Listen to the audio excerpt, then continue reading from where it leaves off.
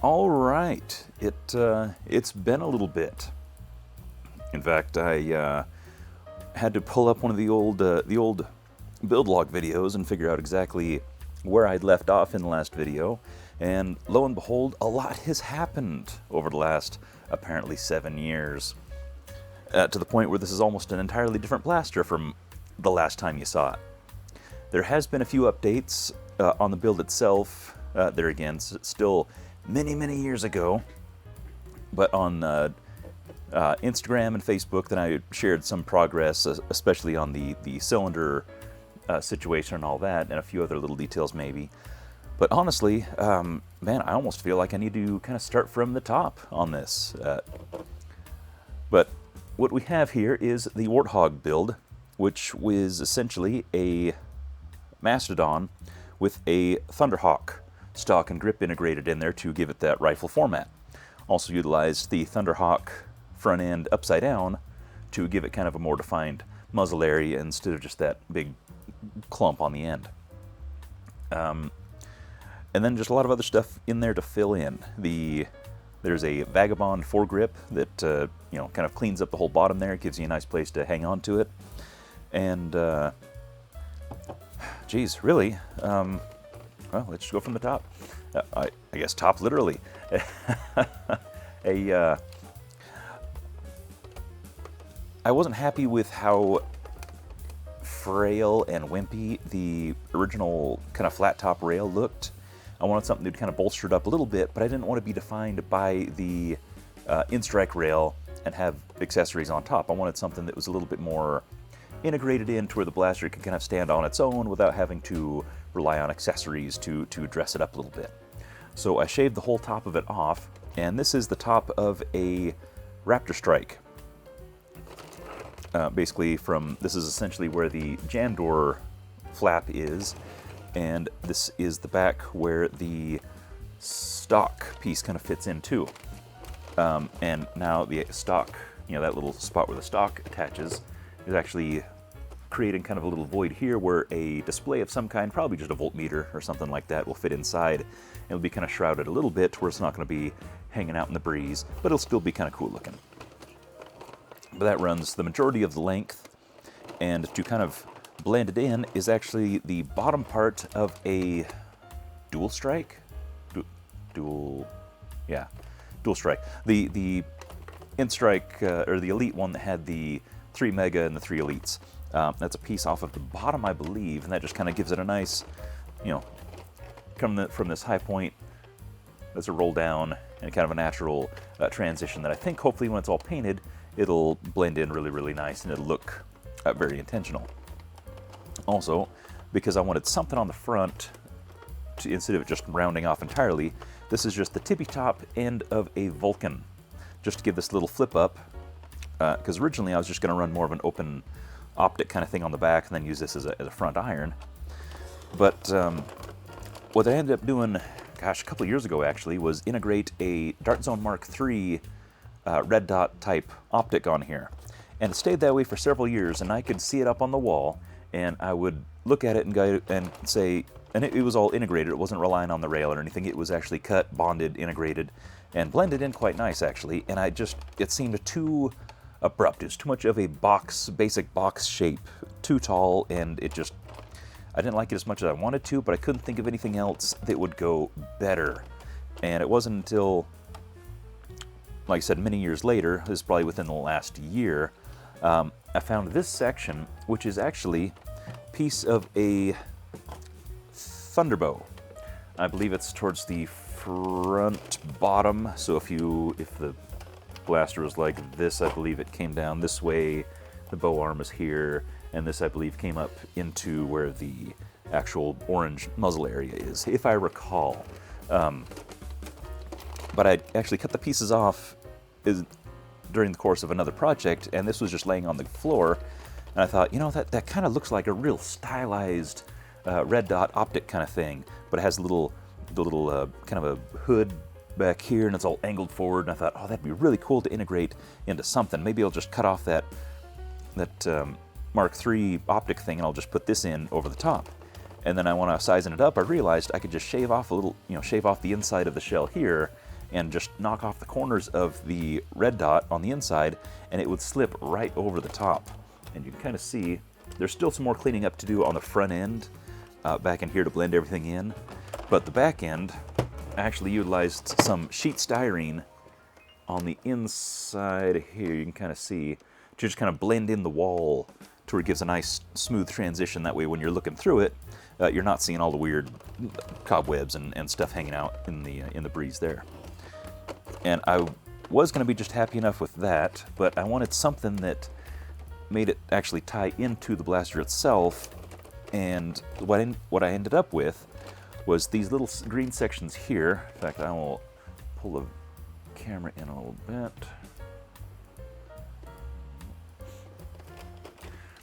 These sections here are from a X-Shot, 6-shot revolver that name escapes me right now. But I ended up cutting a million pieces off one of those things because it had a lot of pieces that looked like they'd be close, that they would kind of be able to tie this plane, hook it down, and give it something to kind of rest on. Because I didn't necessarily want to tie it into the main shell, but I wanted to tie it into at least the top rail replacement section. And that piece came in real nice, and actually this white piece that acts as the corner is just another piece of another one of these blasters as well. Same with the green part here, which I was going to leave alone. That's just a little bump where the red dot, the actual LED sits inside of there, but I wanted to sci-fi it up just a little bit more. And so, can we get better focus on that? Guess not. But yeah, this was actually just a scrap piece that was on the desk or on the table here when I was working, and I thought, oh, that's kind of a cute little thing. I wonder if I can tie that in somewhere. And it just happened to sit right on top, and so I thought that was kind of a cool little addition. Ultimately, I wanted something that blended in the back. There we are. This needs to close up more, but I think the wires inside is in the way. But I like that little arrow detail there. I thought that was kind of a cool little addition, instead of just having a smooth nothing there. And the rest of the pieces came with it, and I thought, well, that's kind of clever. I was pretty happy with how that looked. Then moving on back, this is the section from a disruptor slide, which fills in the gap, adds not necessarily a cheek rest, but a thing that looked like you might put your cheek on it if you were super desperate. It's not very cozy, but it does fill the hole, rounds everything off nice. There was a void in the front. There we are. That is just filled in with another, I believe, some more pieces from that dual strike. So a little bit more work to do to clean this up here. These pieces here, I don't recall. They might have just been from the scraps from the boneyard, but I wanted something that would kind of fill in the gap there to where I could blend it into my eventual display up here. So that just kind of creates that little floor, plugs in this, or fills this gap where the original flat top rail used to come through on the Mastodon. So we'll pull everything back out. And that won't give you the big picture quite yet. I don't think we're ready for that. Originally, the Mastodon uses, 300 series motors? I think they're, 360s, I think?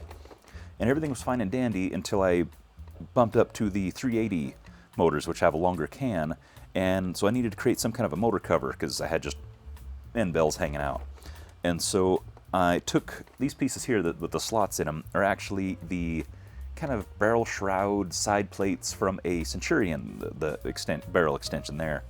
So actually cut those sections out. This piece here, originally on the Mastodon, this motor section here hung down a lot further. You can kind of see a line. Let's see, where's my, get something to point with.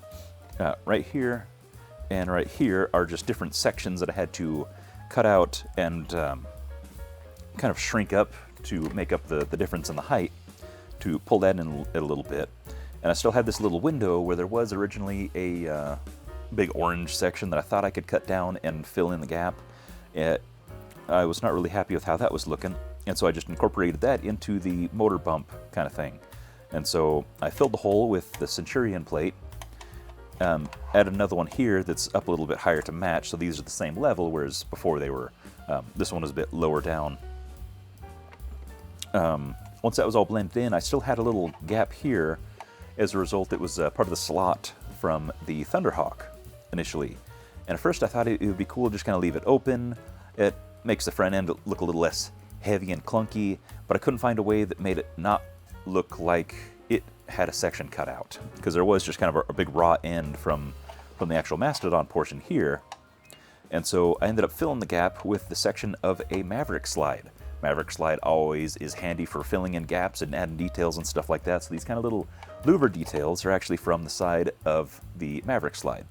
And it just happened that these angles matched up perfectly. This is the original angle from this panel, and it lines perfectly up with the lines of the Maverick. So I don't know if Hasbro has like golden angles, because a lot of their stuff is very similar in that a lot of the angles tend to line up. So I don't know if there's some theory there or what exactly goes on with that, but it was super handy here. Moving back, this section here, because originally there was this kind of a slot that ran through the high, I would call it the high portions of the body. There's kind of a canyon that ran through, across here, down, down, up and over. And amongst all of that was this big mega text. And so I wanted to take the mega text and eliminate it by filling, because this is, all these white sections were from a separate, actually I've got another one up here, a separate plate that fit in from behind to fill in that area. And so I cut all those sections out in order to basically, instead of adding a plate to cover up everything, because I don't want this big mega text on here, that was lame and markety and stuff like that. And so originally the plan was to fill it in and then try to recreate the same, oh, I filled up most of it here already, but the same thing that ran all the way through where the MEGA is. And I actually mentioned it on the Merch Masters Discord, and someone says, well, why don't you just cover it all up? And I thought, that is a fantastic idea. If you can't fix it, bury it. So this big section here, which would have had portions of the G and the H were both on the top section here above the canyon detail and below, so I had so many holes to fill, and then at the same time try to keep everything looking all nice and clean through here. So instead, I took this section from an Apollo and ran it from right behind my motor cover and just covered the whole darn thing up all the way across. It's not trimmed off yet because I don't know what I'm going to do for the rest of it. This piece is just test fit for now, but this is just kind of a reference mark for me visually as I kind of watch and know what I'm looking at. So I'm anticipating cutting it there, but it depends on what I use to fill in this gap and all this through here. But that's at least kind of where we're at so far on that. Doing the similar thing on this side, although I did have to notch the motor cover area. This wasn't quite as necessary, but I did want to fill the hole and try to make things match a little bit. And so I did duplicate the same thing here, but I had to make a notch here so that I had room for this jam door to travel, because I do want to put a little knob on there so you can move it back and forth. So I guess if I had not been relying on the jam door detail, I probably could have left the third slot here. Maybe I'll regret not doing that, but we'll wait and see, I guess. And one detail that I would have swore, actually before we get into that, let's put her up on end and see if we can get things to focus. Please focus. There, actually that worked out nice. I wasn't happy with how open the very end, this big oval detail was, because you could just look in there and you could see the cage and you could see all the messy stuff inside. And so the yellow bits are actually more of that X-Shot, can't remember what it's called. I'll make a note of it here.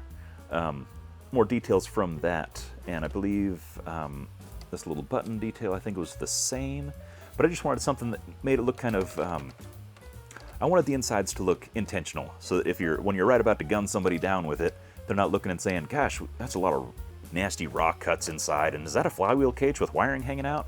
No, they just see a nice finished detail there.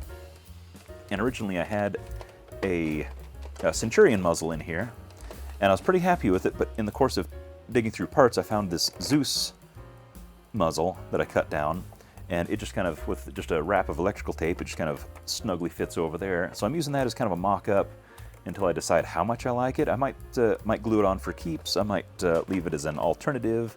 Not sure, but I do like how it does look on the end there. That's all that detail. So yeah, getting to the fun stuff, which is, these are the details that did not make it into the last build log, but did make it into a number of Instagram videos, I believe. And it was a comment from, gosh, I wish I could remember who it was, who said, hey, wouldn't it be cool if you could make the cylinders removable? And I seem to recall in the last video, I was like, yep, that's a pipe dream, there's no way that can happen. But through some clever ingenuity, you can slide that forward, and then drop that out, and then drop it in, lock it down. I used to have, when I had this mocked up before, a little trigger piece that fit up in here to where you could effectively hold it with one hand here, open it up this way, and then you could hook your finger on this piece here and drag it back. And so you can kind of get the same effect there. I do need to figure out a way to secure that more permanently. The trigger piece ended up breaking. But that way, essentially, you could pull it back, undo that, pull the thing out, grab the next cylinder, drop it in, push that back forward, lock it in, and you've got another cylinder. And so that part of things is actually working better than it has in the past. Originally, when I was mocking it up, I had a piece of tactical rail, of just regular Nerf rail, kind of hot glued inside, and then an attachment piece, like an in-strike attachment, snappy jawed, clampy thing, was glued to the inside of this, and so all of the sliding was reliant on just the same friction that you have when you're trying to slide on your cool scope on top of your rapid strike or something, which was all well and good, except for there's a whole lot of play side to side, and it would wiggle and rock, and if you did much of anything, it would just break and fall out. And so what I ended up doing is this orange piece here is the piece of a rapid strike stock, and the corresponding piece on the inside here is the part of the inside of the rapid strike body, correct? Basically, the rapid strike extending stock turned into the mechanism that allows... Why aren't you sliding? Weird. Yeah, there we go. And you can kind of see these little magnets here that basically just help to keep this thing located. And why is that hanging up? That is super weird. Buddy, what are you doing? I don't think I've ever tested it upside down. It's usually... Nope, just confusing.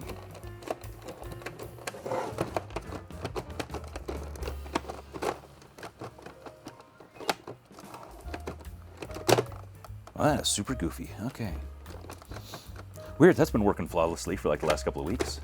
But anyway, still fine-tuning the mechanism, obviously, but it has proven itself in a lot of bench testing that, yeah, that's enough to support the back end, and the front end actually kind of snaps into place, like the this guy here. It actually pops in. So that does a lot of the heavy load or heavy lifting on the retention part of things. There we are.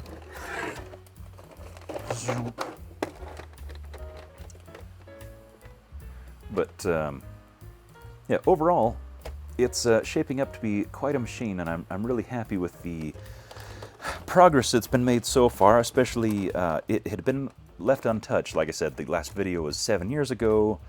Probably took two years off, played with it a little bit, then had another couple years off, played with it a little bit, and then just within the last month, I've done all of the scope detail, the additions here, fine-tuning the back of the mag swap thing, all the stuff in the front, those pieces, everything on this side. So yeah, a lot of the progress has been made just within the last month, because for some reason my body decided to say, hey, why don't you build stuff again? And so I've been doing that.